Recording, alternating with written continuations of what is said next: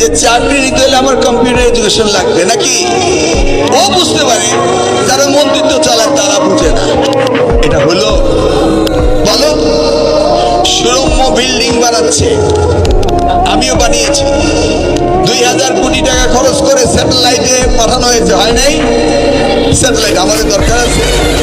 ওই স্যাটেলাইট কি আমাদের জন্য ব্যবহার হয়? হয় না। তাহলে ওর প্রশ্নের উত্তর দিবে কে? দিবে আমরা, যারা প্রতিনিধিত্ব করি নাকি?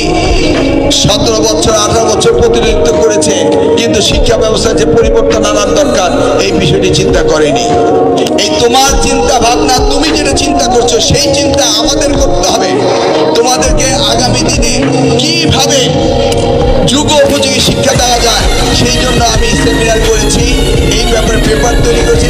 এটার নাম হলো নিড বেসড এডুকেশন। তোমরা দেখবে যেগুলি নিয়ে আমি অনেক সেমিনার করেছি।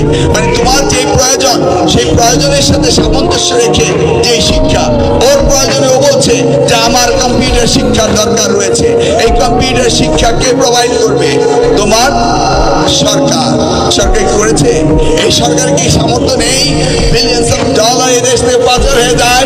তোমাদেরকে কি একটা করে ল্যাপটপ দেওয়ার সামর্থ্য এই সরকার ছিল না? নিশ্চয়ই ছিল। ল্যাপটপ তো আর এত দামি জিনিস না, দেওয়া উচিত ছিল। প্রত্যেকটি ছাত্রীর হাতে ল্যাপটপ, প্রত্যেকটি স্কুলে ইন্টারনেট কানেকশন থাকতে হবে। যদি ল্যাপটপই না থাকে, ইন্টারনেট কানেকশনে যদি না থাকে, তাহলে তোমরা বিশ্বায়নের যুগে, এই বিশ্বায়নের প্রতিযোগিতায় তোমরা হেরে যাবে।